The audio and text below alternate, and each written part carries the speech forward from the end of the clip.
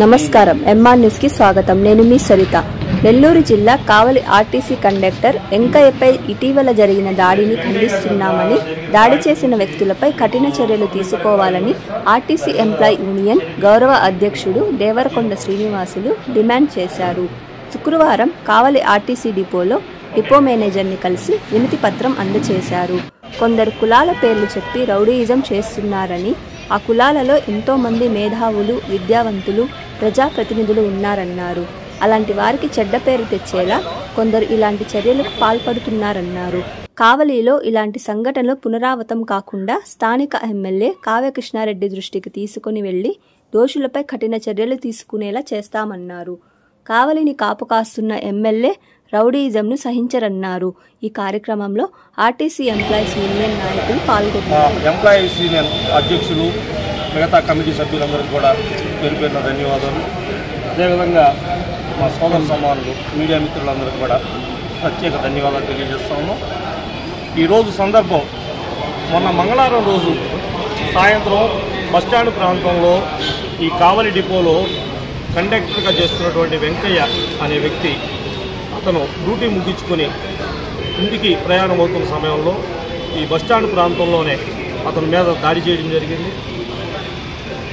ఆ దాడి గురించి పోలీస్ శాఖ వారికి తెలియజేయగానే వారు 1 టౌన్ పోలీసు వారు చాలా వేగంగా స్పందించి వారి ఇరువురి మీద కేసు నమోదు చేయడం, అదేవిధంగా వారి మీద తగు చర్యలు తీసుకుంటామని హామీ ఇవ్వడం కూడా జరిగింది। వారి కర్తవ్యం వారు నిర్వర్తించారు। అదేవిధంగా ఈరోజు కావలి డిపో మేనేజర్ గారిని డిపో ఆర్టీసీ లైన్లో వారు ఏమి చట్టపరమైన చర్యలు తీసుకుంటారని వారికి ఈరోజు అర్జీ చేయడం జరిగింది।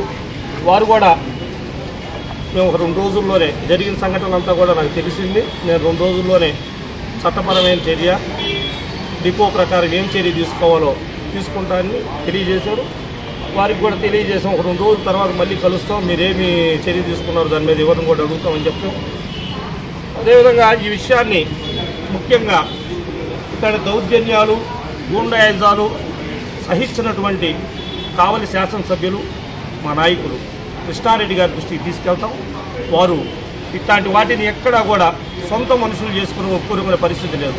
అటువంటిది ఎంతోమంది ప్రయాణికులు ఈ చుట్టూ పరిసర ప్రాంతాల నుంచి కానీ, సుదీర్ఘ ప్రాంతాల నుంచి కానీ ఇక్కడికి వచ్చే ప్రయాణికులను భయకంపితుల్ని చేసే విధంగా దాడులు జరిగితే వారు సహించరు। వారు బయట ఊర్లో ఉన్నారు, రాగానే వారికి తెలియజేస్తాం విషయాన్ని కూడా అంతా।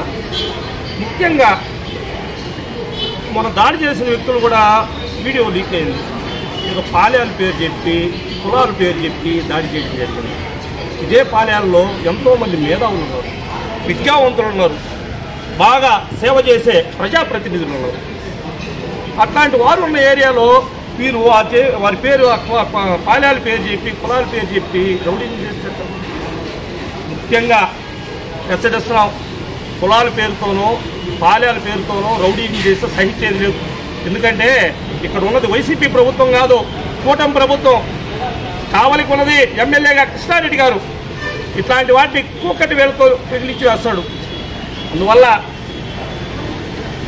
ఏదైతే ఈ కుల పేరు చెప్పి, ఇంకోటి పేరు చెప్పి దౌర్జన్యం చేసే వాళ్ళని హెచ్చరిస్తున్నాం, ఇట్లాంటిది కానీ మళ్ళీ ఇంకోసారి రిపీట్ అయితే పరిణామాలు చాలా తీవ్రంగా ఉంటాయని హెచ్చరిస్తూ ఉన్నాం।